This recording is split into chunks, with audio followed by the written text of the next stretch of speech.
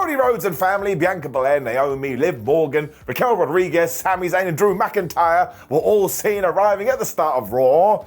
So I had a meltdown. I was like, well, did everybody else make it to work? We don't know. So that just made me think it was going to be a poor turnout, much like my birthday parties when I was a child. But don't worry about that, my friends. And welcome to the only wrestling review recap show you need. With me, Simon Meadows, called ups and downs. The good bits get up, the bad bit gets a down, and we're going to have some fun, and we're going to have some good times, and we're going to do the dance of joy. I don't know why, but we're doing it anyway. Let's go. Seth Rollins was here to kick off Raw as well. He told us that it was his favourite time of year because it's WrestleMania.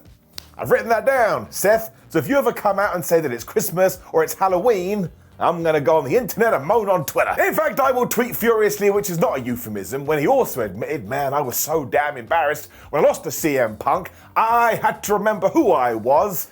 Damn it, I am Seth frickin' Rollins. And I like to think he did this like you do in the movies, where you have to look in a mirror and the mirror talks back to you. Like this. Right, you remember who you are. Well, I'm clearly not you, am I? What? The redemption for Seth did indeed start last week, though, when he beat Drew McIntyre, when he told us he was going to be in the Royal Rumble. It doesn't matter if it is Drew, it doesn't matter if it is John Cena, it doesn't matter who it is. Seth is going to chuck all their asses out. And of course, he wants CM Punk to be the last guy, so when he eliminates him, CM can be so close to his dreams when Rollins kills him.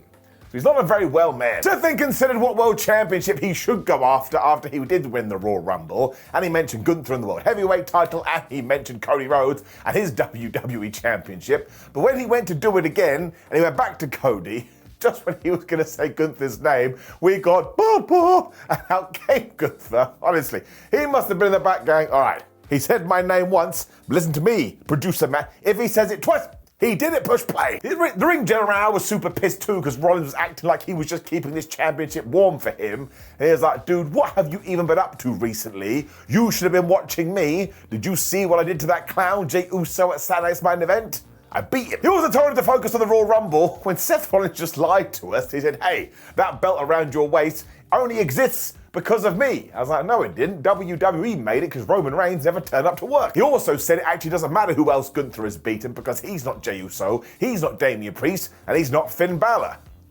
Well, that looking in the mirror thing really worked. Gunther knew all of this though, and hey, Seth Rollins is one of the best ever, but he always has a caveat. He was like, the key here is I'm talking in the past tense, and in 2025, you ain't nothing. This is why I love Gunther. He says everything like it's a statement of fact. Logan Paul's music then hit and he was going to interrupt. And bless Seth Rollins, when the guitar, whatever it is, did kick in, he mouthed, who the hell is that? Which is actually a bigger indictment on WWE theme music in general. They could all use a little bit more uniqueness. I'm also going to give this a down straight away, and that's not me saying that Logan Paul isn't a good wrestler. He's adapted to it very well. But I can't help my feelings like a Jedi, and I just thought to myself, I don't really want to see Logan Paul hanging out with these two dudes at this level. That's it. There's something else I can tell you. I just didn't want it. If I don't want something, I am going to give it a down.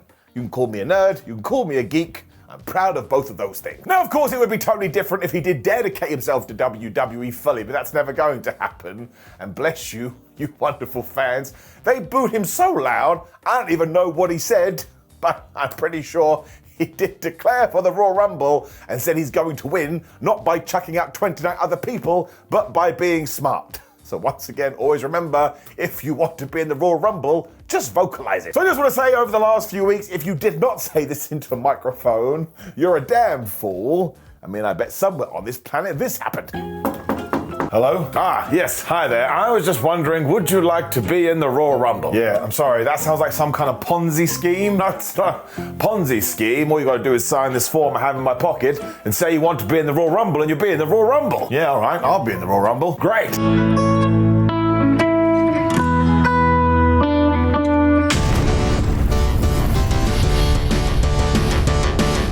I told Seth Rollins and Gunther they've hit their peak and now they're on the downside of their careers, when I think he said he's not going to do grunt work.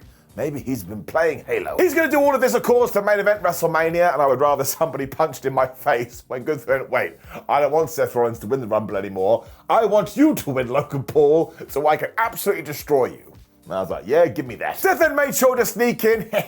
I'm actually going to win this world championship, so keep a lookout for me. And I'm just going to give it an up because it's just planted the seeds for what could be the most amazing Royal Rumble in years. You could have like 76 people win it, and I'd be like, oh yeah, I never saw that coming. But also it does make sense. Do the math on that one. It is 2 + 2 equals potato. There's only 30 people in it. But quite clearly this has been intentional, so fair play to WWE. When we cut to Kathy Kelly, who was interviewing CM Punk, he was like, I'll throw out Logan Paul, and you know what, Kathy? If you get in the Royal Rumble, I'll throw you out too. If I'd been Kathy Kelly, she had a microphone, she should have gone, well, actually, CM, I am declaring for the Royal Rumble, and nobody could have told her otherwise. They're the rules. Sami Zayn was literally right here too, so he walked into frame, and he was like, oh, hi, CM Punk. I heard what you said about me not being on your level, and you're right. I mean, only one of us has main evented WrestleMania, and that's me. I was like, Sami Zayn, you are a wonderful man. We also tied this in too because Karrion Kross then snuck in like a mole. He was basically saying to Sami, getting in his head like, oh man, if you want all these opportunities and you want to become the WWE champion, you can't be worrying about your friends and you certainly can't be worried about doing the right thing. He basically told him to listen to Kevin Owens, which was truly wonderful. Poor Sam was then walking through the corridors like, man, there's a lot on my mind. When it got worse, because Cody Rhodes popped up, he gave him a slap and basically treated him like a brother. So poor Sami Zayn is now an emotional mess. During one of the Netflix breaks as well that you may have got or you may not have got, who the hell knows which one of these do come through depending on your territory. But it was an interview with A-Town Down Under and they were like, oh man, it's so great to be here on Raw. And that was it. So I don't really get what we're doing with these two at the moment. I'm a big fan of them. They're kind of in the phantom zone. I do hope we have a plan soon. Hopefully what came next was deliberate though, because it was right into a tag team title match. The Judgment Day taking on the War Raiders. Now thankfully these belts were finally defended, which was not a thing in 2024. But man, screw this match, because we just have to talk about JD McDonough. Because at one point he did a moonsault to the outside and he went right into Alan the announce table. And honestly, if you haven't seen this, you should go and check it out today. But make sure you're not squeamish because he hits that thing so hard. And as we found out after the fact, thanks to social media, not only did he break some ribs, but he punctured a flipping lung. Now somehow he carried on after this. So just a massive round of applause for that dude, because how the flub did he do it? Now I understand there's a huge conversation here about when should wrestling promotions stop matches. And you know my take on this, I just want everyone to be happy and healthy. But I'll be honest with you, my friends, in my own wrestling matches on the independent scene, I've gotten hurt here and there. And did I stop? No. And did I tell everyone I was okay? Yes. Wrestling just does funny things to your brain. He's tough as nails though, so again, all the love to him and I hope he is okay. When eventually, I think Carlito was like, man, my boys are in trouble. So he took an apple and he went, and he spat it into the War Raiders' face, which did indeed cast distraction. I mean, that's the most unique one of those we've seen in ages. Dominic Mysterio was then able to get the splash of the frogs, but he only got a 1-2-ooh. Mostly because Ivar grabbed JD and threw him into the pile. I was like, man, do I feel sorry for JD McDonough. Dom also snuck a med pack during all of this and he went for the 619. But the War Raiders like, no, listen, we're done with you. And they hit the War Machine, which is totally devastating. 1, 2, 3. So listen, this was really good. Let's make sure Eric and Ivar do continue on this trend. And how they got a match level of this quality when one of them was basically dead, well again, kudos all around. Just to double down on what I just said, keep this going, make sure there's a bunch of teams for the War Raiders, but it's getting it up. I hope JD's alright. Ludwig Kaiser was then looking for friends. He decided to try his luck with Pete Dunne. And they didn't really get anywhere because the New Day butted in. And even Ludwig Kaiser and Pete Dunne, two of the biggest heels on the roster, were like, yeah, we're not talking to you, we think you're dicks. Kathy then saw an opportunity to interview these guys, and Kofi Kingston was all like, well, it's a great day for us, because the hometown boy has returned. She was like, is it Bron Breakker? He was like, no. Is it Cody Rhodes? He was like, no. Of course, it was the one and only Xavier Woods. Xavier got so damn mad and said that's why he's going to destroy Rey Mysterio later, when he also told us that his family would be in the front row. Now, it was obvious what was going to happen here, but I tell you, it was still very, very good, very, very funny. They then indeed make their way to the ring, and I think they must have had the wrestling rule book out in front of them, because they found where it said, you're now a heel, what should we do?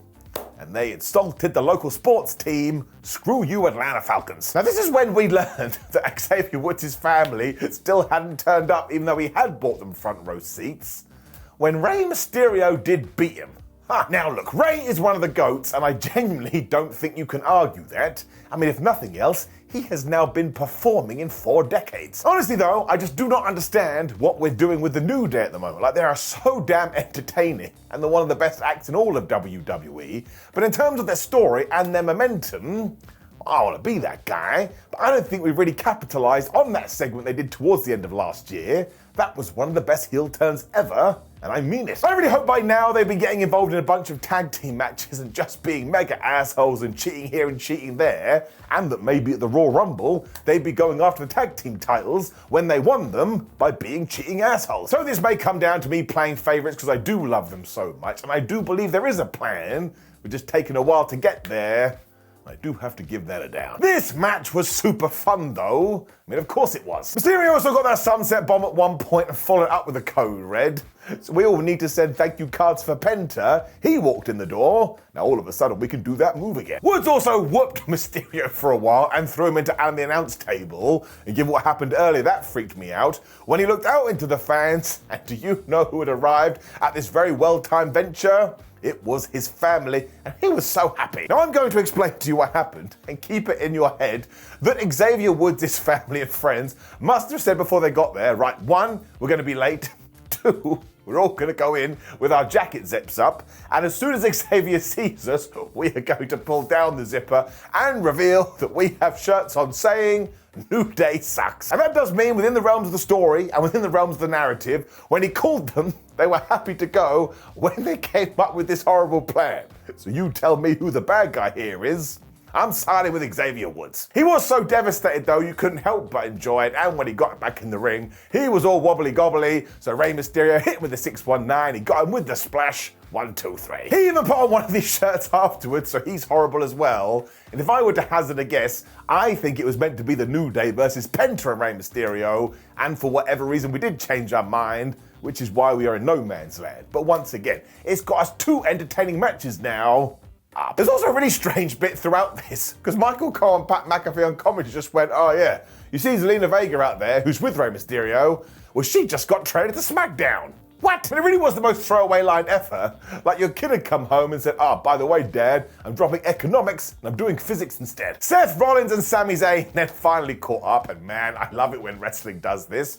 Apparently, they had not shared any communication for the entire week. Man, should I message him? Should I not message him? I mean, I did kick him in the face by accident. You know what? I'll wait till Raw. Now, Sam did say sorry and said, of course, Seth, you know I didn't mean to do this. Rollins was like, look, dude, you are my pal, and I do like you, and I do believe you, but I need to tell you this. If it happens again, well, me and a bunch of other people, we may reverse that. I was like, well, Sammy, just make sure you don't do it again later. Ruh-roh. This is when I get to say this sentence as well. Not in my wildest dreams did I ever think I'd get the opportunity.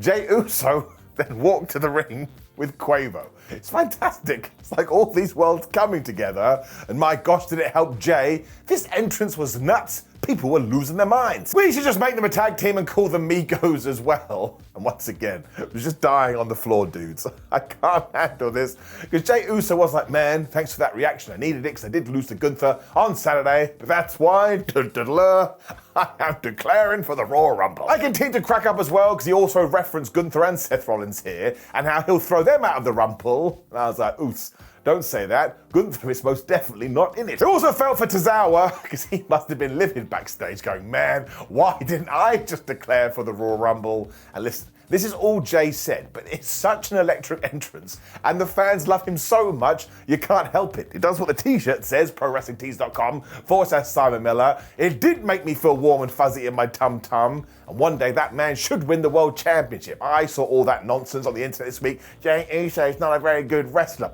Man, I don't even care. You don't know what you're talking about. He's damn brilliant. I wanted to be my friend. He's getting it up. Lil Yachty also got interviewed during one of these weird Netflix commercial breaks. And do you know what he essentially said? Well, I'm only watching wrestling due to Rhea Ripley. And I was like, bro, you're probably not alone. This is when Lyra Valkyria declared for the Royal Rumble 2. And I was like, oh my gosh, I'm never going to be able to stand up again. And I will say this, I always get a little bit of an ants in my pants, shouldn't have said that, when Intercontinental or mid-tier champions do declare for the Royal Rumble. Because if they didn't and they were like, well, this is my prized possession and I want to defend it, well, it makes that thing feel more important. The thing is, though, given that Lyra wasn't even on the show last week, I mean, she did have a video, and that we don't have any plans, well, I do have to give that a down. I just think we needed to come out the fences swinging. The good news about her being in the Rumble, though, is, as I keep saying, I want Becky Lynch and her to get into it during that match, and Lyra can throw out Becky, or Becky can throw out Lyra, and then let's redo that feud, because if these two do start fighting over the Intercontinental Championship, I think a lot of people will be like, whoop, bang, where's your ma'am? That thing's now important. American Maid also walked in here, and Chad Gable basically said, Ivy Nile will be taking you on for the Intercontinental Championship, and Lyra, oh, that sounds great. I look forward to it. So seriously, we better give Ivy some wins quick. Chad Gable and company then bumped into the Alpha Academy with Otis and Tozawa doing TikTok dances for Maxine. Once again, I was like, guys, you're on camera. Just say you want to be in the Royal Rumble. Nope. They wanted to jiggle their hips instead. The good times did follow this, though. Mostly because I like rumors. Because it was indeed Liv Morgan and Raquel. I wear sunglasses now because I am a heel Rodriguez, taking on Bianca, Belair and Naomi. And while you may have forgotten, Bianca and Naomi are the tag team champions, but this was a non-title match, and do you know who won? That's right, it was Ram, Raquel and Morgan. Now the word on the street is that they could be pushed as a team, and what I would do is I would give them these championship belts as soon as you can, and then you can move Bianca and Naomi back into the singles division, especially if Jade Cargill is about to come back, wink wink nudge nudge. Of course it was Bianca who got the hot tag too. Let's just double down into what I just said. She is so damn good, and somehow she makes professional wrestling look effortless. Rodriguez ate her alive with a spine buster when she grabbed Liv and used her as a projectile, but Belair kicked out the 1-2-ooh, which means if you ever do find the fictional wrestling record book and you look up this finish, it will say Bianca Belair kicked out even though another human was thrown at her. Naomi was then in for the X Factor, but Liv Morgan got the code breaker. Just when she was going for the Oblivion, Bianca was like, nope, and she smashed her with the KOD instead. That of course meant she had the match won, but Dominic Mysterio jumped on the ring apron. The referee was like, Dom, don't make my life really hard. When Bianca was like, move out my way, and not only did she smack him one, she hit this big dive over the top rope. I mean, he did deserve it. Naomi then had the match won as well, but Raquel just pulled her out of the ring. The referee was totally fine by this, when Rodriguez proved me right, because she grabbed Naomi, she threw her into the ring apron, which is the hardest part of the ring, rolled her back in the squared circle, and Liv Morgan didn't even hit her with another move. She pinned her for the 3. Beware of the ring apron. So this means we now can do the rematch for the championships, and you can give it to the Ram, Rodriguez and Morgan, and I'm totally down for that. I think it would be pretty good. I would like to know why Bianca Belair vanished into the Phantom Zone after she hit that dive. We didn't see her again, but actually there is a reason for this. She probably saw Dominic's mysterious moustache, and she was just disgusted by it, and forgot about the match. All of it's getting it up. We had an interview with Rhea Ripley after this, and she was like, listen, mate, I do not care who wins the Royal Rumble, because I'm going to brutalize him. It's not how she sounds. Now, I do have to point out, she did say the words the Royal Rumble here. There's a good chance he just accidentally declared. Bayley also got in Ripley's face, and we are teasing that feud hard, and I'm totally down with it. And when Bayley turned around, Io Sky was there. And don't forget they've got mad history. But Io was very nice. She went, I'll see you Saturday. No, wait, I got the emotion wrong. She was like, I'll see you Saturday. She's angry. She's going to win. When I laughed out loud, because Penta, ever since he debuted, must have been surveying the environment and been like, all you got to do is say you want to be in the Royal Rumble, and you get in the Royal Rumble, when he outsmoked everyone, because he didn't just do this in a promo. The Masked Man had gone out and made a flipping video. It was so damn good though, because either go big or go home. And probably on SmackDown, maybe Chad Gable turns up, and he's in one of those planes that write messages, and it just says, I'm in the Royal Rumble. In fact, WWE, you should absolutely do it. It was also a very good video. When I think I may be about to make another mistake, and if so, I'm genuinely sorry. But Paul Heyman did come to the ring to announce the fact that Roman Reigns is the cover star of WWE 2K25. And I tell you this, it's much deserved. Also, look at the cover for the Bloodline edition. That is Roman Reigns, and the rest of the Bloodline are in his beard. And we all remember that storyline. It was pretty emotional. However, I thought back to the debut on Netflix for Raw, and I swear the big conversation between Roman Reigns and Paul Heyman was, on the 27th of January, we're going to have the big Ooh La Falla, you're the new old tribal chief celebration ceremony. And Roman wasn't even on this show, apart from his beard. So I went back and watched this, and they most definitely did say that. And now I look like a right goober, more so than usual. Because in my fantasy booking, which I do always get wrong, I had used this potential segment to book all the way to WrestleMania, and it just didn't happen. So maybe I did miss something in the interim, and it's not a big deal. But when these things enter my brain, and then I can't figure it out, well, I do have to get it down. Now we can never talk about it again. Heyman then did his usual hype job for Roman, and it was so good. He was like, he's going to win the Royal Rumble, and he's going to throw everybody out, because he is the biggest star in the world, and even when Elon Musk colonizes Mars, Roman Reigns will be the biggest star on that planet too. So if you are an alien on Mars, you've got to get ready to acknowledge your tribal chief. I then pop huge because Drew McIntyre interrupted, and that is the aura this man has now. If I know he's going to talk to somebody on a microphone, I get pumped. Heyman, bless him as well, acted like he had seen a ghost, a Scottish ghost I suppose, but Drew was like, listen dude, I'm not here to intimidate you. All I want is a thank you. And this is because he thinks that Paul Heyman owes Drew McIntyre all the credit for his success, because let's go back in time, all the way to the 2020 Royal Rumble. Because on that night, he did throw out Roman Reigns to win that Rumble. He went on to WrestleMania, where he slayed the Beast to become the champion. And this is when Paul Heyman realized, I need a new client. And who did they find at rock bottom? It was Roman. And look what he has done ever since. He stuck his claws in, and now Paul Heyman is on the cover of the video game. It's true. So this was just such a wonderful twist, and as always, every single thing Drew said was true, and to base it on something from 5 years ago, bravo. Heyman was happy to acquiesce here as well because he did thank Drew, and McIntyre was like, oh yeah, I got one more message for you, boy. You tell him at the Royal Rumble, I'm throwing his ass out. Now Paul was all like, oh yes, I will take Roman Reigns this. When Drew McIntyre was like, I ain't talking about that buffoon, I'm talking about CM Punk. Once again, Heyman's face was perfect. So this was so damn good because once again it reminded you that everybody just has beef with everybody else, and I don't think they're going out for dinner. But even if someone like Drew McIntyre did win the Rumble, I'd be like, yeah, fine, I can get behind it. I mean, literally anybody could win, even my nan, and she's been dead for years. And this is totally getting an up, like it was actually quite short, all things considered, but it made a flipping impact. When Braun Breaker declared for the Royal Rumble, I tell you, it really is the best. So once again, it's a small shame the mid-card champions are entering, but we've talked about that. I'm not going to get too mad about Braun Breaker entering the Rumble, especially because do you know who walked in here and basically told us they will be having a match soon for that IC title? It was Penta. Who the flub is going to get mad about that? When, honestly, we must have huge plans for Sami Zayn, because he was taking on Drew McIntyre, and of course the story has been, every time they do fight, Sam goes lose, lose, lose, lose, lose, lose, lose, lose. Guess what happened here? That's right, he lost. They must have been throwing bombs here as well, because after a boot caught Sam right in the face, he popped back onto camera. This man was bleeding from the nose or the ear or the eyebrow. I mean, there was a lot of it. McIntyre also went for a claimer on the outside, but Zayn got out the way, meaning Drew went right into Alan the announce table. And honestly, we should send a card to Alan. He had a really bad night. Drew was so damn mad that he threw Sami Zayn into Barry Barricade when he hit a bomb of power, but he only got a 1-2-0. Zayn then came back with a powerbomb of his own when he hit the least devastating move in all of sports entertainment, the Blue Thunder Bomb.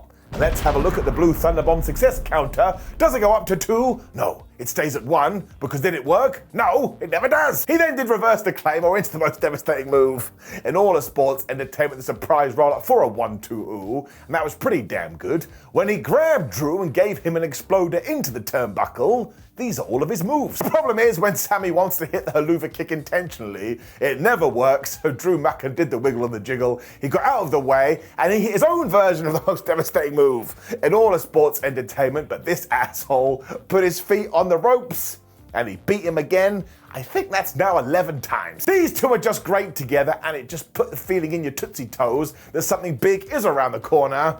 Of course, McIntyre tried to whoop his ass afterwards when it was Cody Rhodes that made the save. This is when we learned Kevin Owens must have CCTV focused on Rhodes all of the time, because he popped up from nowhere. He started to beat his ass. Now, Cody was able to fight back and get rid of him, but that's when McIntyre started throwing bones on Cody, which is when Sami Zayn was like, well, I better save my friend. Drew McIntyre got out of the way, meaning Sami Zayn did it again. He's Britney Spears, and he accidentally, maybe on purpose, hit Cody Rhodes right in the face. Nuts. And the absolute best part of this was the camera angle, because just as we were focused on Sami, who looked like he was having a meltdown, Kevin Owens popped up behind him and essentially went, thanks, bro. So now we're teasing they're back in cahoots. Now, of course, we made sure when Sam did leave, he was all like, no, what have I done? But this is just such good storytelling, because now we don't know what direction it is going to go in. Will Sami pick his friends, or will he pick the opportunity? And I tell you, this is good pro wrestling story stuff. I am giving it up. I assumed that was going to be the end of the show too, but like most aspects of my life, I was totally wrong. Because Cody made sure to take a med pack because he did want to address his home fans, and he said, listen, being the WWE champion is tough, not just because of the physical, but because of the mental too. That's why Rhodes right now is kicking more ass than anybody and having more matches than everybody. And let's look at the rotor call here. He's the first to work, he's the last to leave, he is the WWE champion. He's just excited to get past Kevin Owens at the Royal Rumble so we can start focusing on WrestleMania. When CM Punk's music hit, and I took my tush and I put it in the chair, here we go. Now, he did check on Cody Rhodes because, of course, he just got smashed in the face, but was also like, listen, man, I mean this, I am your friend. I'm getting a little bit worried about you. Because Punk does remember that time he was world champion for 434 days, and when he got to day 300, everything started to get so heavy, and he became a person he didn't like seeing, and now he's worried Cody's going through the same thing. He totally understands it too, because Rhodes wants to be a Bruno Sammartino, he wants to be a John Cena, but let's face it, none of us are Superman. Rhodes then responded by admitting, yeah, I don't have a lot of friends, but you're my friend CM Punk, and honestly, the pause after this, that was some wonderful stuff. Punk did double down though and said, listen, I am your buddy, and not just because your dad, Dusty Rhodes, always asked me to check up on you, but I love you, my friend. I just want to make sure you are doing all right. That's also because he is at the top now, which is a super lonely place. And Cody was like, all right, man, if you know so much about this, why don't you tell me what's next? Instantly, Punk told him he's going to be really tired, which was the most relatable answer I've ever heard in my life, but it just means more matches, it means more feeling lonely, even when a packed arena is chanting your name. And ultimately, it means seeing your family less and less, because that is the sacrifice of being the champ. While he can totally understand this too, because it's a lifestyle they both want, eventually somebody who is in the best shape of their life is going to come and take all of this away from him. But that's the good news. So Cody was like, what's the bad news? And Punk went, ha ha, that person is me. Shots fired. Punk is not going to stab him in the back either, because again, they are friends, so he's going to stab Cody in the front. I'll be honest with you, I don't think either of those options are that good. Cody then fired back because he had a story of his own. He's like, oh man, let's talk about when we were in OVW all those years ago. We were the only two people that wanted to learn arm drags from Greg Gagne. So that's a very weird diversion. The point is, though, is that everybody loved Punk down there, and they were all chasing him, because Punk got called up first. Punk won the World Championship. That inspired everybody else, like, damn it, maybe we can do it too. Let's zoom forward to 2025, though, because the dynamic has changed. And that's right, CM Punk. You're now chasing me, Cody Rhodes. This then got super heated because it looked like Cody was going to leave and Punk stopped him. It looked like Punk was going to leave and Cody stopped him. And Rhodes wanted the final line here because he was like, listen, Mr. Punk, I hope you do win the Royal Rumble, because when I beat your butt, you can look up at me and realize, damn, I'm not the best in the world anymore, because Cody's going to take that too. So I wouldn't say this was Cody Rhodes going full heel, but man, I love it when he has a bit of edge to him. Not Adam Copeland, he went to AEW and became the Cope, but it just made this so damn compelling. The credits then ran after this, and I have no notes, because it made me want to see this match desperately. And I don't think the WWE is going to get to it till after WrestleMania, but when they do, my gosh, it's going to be gangbusters, and a massive round of applause to both of them. You just want to hear every word they are going to say. They are true, gonna sound like a nerd here, storytellers. So you absolutely should go out your way to see it, and it's all over social media because people are talking about it, and it is going to get an up. What a way to build the flubbing Royal Rumble. Which brought us to the end of Raw, like I have said, and this one is absolutely getting an up. Again, I think WWE was like, oh man, we got a big 4 pay-per-view this weekend, and we got to hit some home runs. mission accomplished. Now, more importantly, make sure you drop me a comment below and let me know what you thought about this episode of Raw. Click the video on the screen, which is my ups and downs from Saturday night's main event, so you can get mad at all my opinions. Like the video, share the video, please do subscribe, and I will see you throughout the week. I love ya.